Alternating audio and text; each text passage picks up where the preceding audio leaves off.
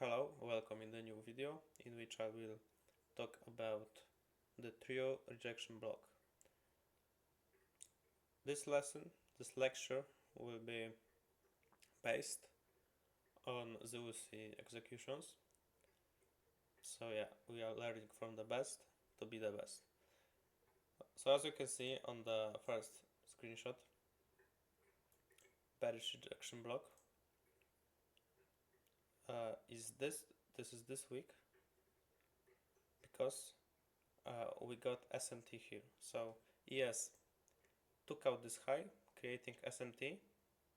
So this week is the true rejection block and also the invalidation, because if the trade idea is correct,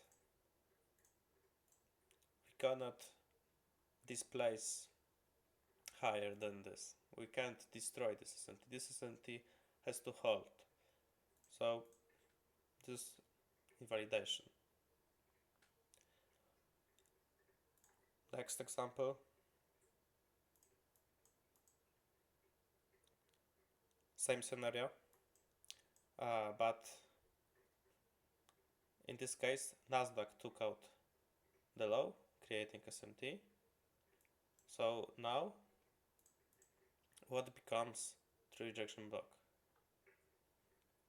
A wick that was created after the candle created SMT. So this candle creates SMT, closing like swing fail pattern in a range. Wick is being created, and that wick becomes our true rejection block.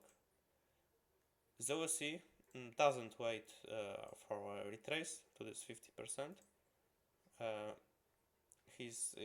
When the rejection block is created, is presented, he just enter right away.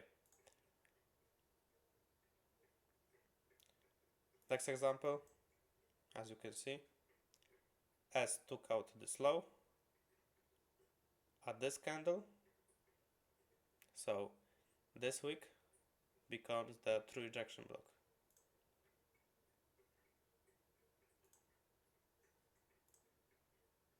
Also, pay attention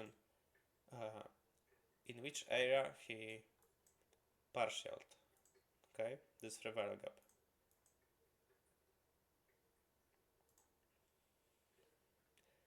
Next example, Nasdaq took out this high, candle closed in a range. If you draw horizontal line here, extend to the right, you will see that this candle closed in a range, like swing fail pattern. Wick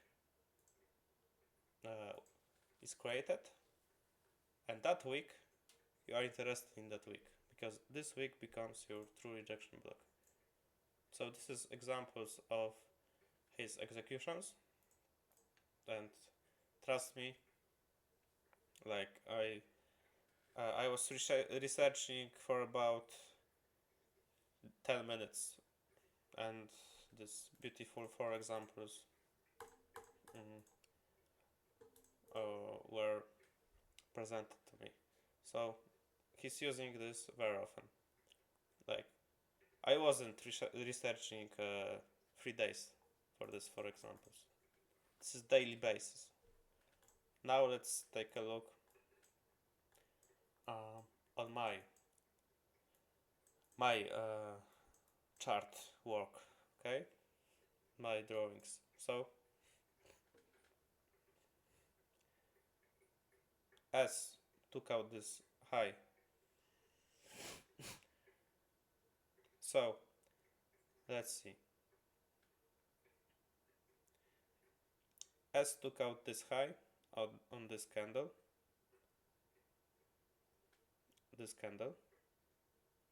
So true rejection block becomes the highest wick. So it becomes this. You can use 50% or 0.33 for the minutes. Use this as you want, but this week becomes your true rejection block. Okay, let's go take a look on another example. Nasdaq took out this low, closed in a range, left a week, and that week becomes our true rejection block.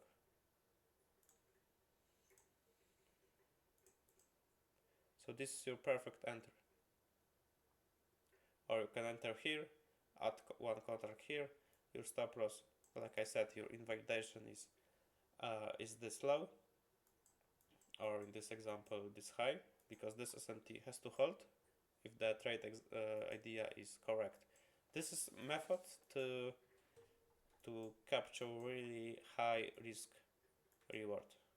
Let's take a look on this example. It will be much more valuable for you, because as everything I teach,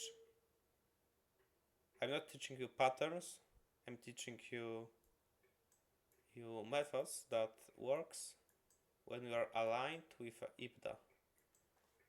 And you're aligned with IPDA when your narrative is correct. So you have your institutional order flow, your drawn liquidity, and your point of interest. So if you are going to use this method in the middle of the range without clear narrative, you will fail. And this is a good example, because true rejection block, let's say true rejection block, but it wasn't true rejection block because it wasn't in the POI, in the point of interest, POI. So take a look. We have SMT here. We have SMT here. Candle closes in a range. But what happens? Boom. Stop loss. Why stop loss? Because this was not in the POI. Okay? Price, like a magnet, is drawn towards point of interest. This was high of BC. So you have this SMT, and you might ask, so what is my entry? Okay, first of all, you have to wait for price to meet your POI. Second, you pay close attention to this week on the ES chart. Okay, and when price is tapping into it, this is your true rejection block. This can be your entry when ES is in that true rejection block. Or you can wait for Nasdaq to close in a range on 1 minute in the POI. So Nasdaq hits the POI, closes in a range, stick final pattern. Also we have liquidity sweep here. So also a correct true rejection block is this week here, this week. Also, this is also a true rejection block. So you could enter right away here, or maybe if you would wait for a retrace, but in that case it didn't happen. So very important example. You have to mix this with a narrative. Don't use this as a pattern. Nothing in this world, in this industry, works as a pattern in the middle of a range without clear narrative. Let's go to the last example. Okay, so as you can see, Nasdaq took out this high on this candle. So first candle that creates SMT and closing as SFP. What does it mean? Let me tell you. This candle took out this high first and created SMT. So what are you looking now for? Watch how this candle closes, okay? Draw a line of this high to the right and look if you are closing in a range, if you are closing below or over. You want the close to be below. If it closes below, you have swing failure pattern, SFP. So this becomes your true rejection block. And this is your perfect entry. Stop loss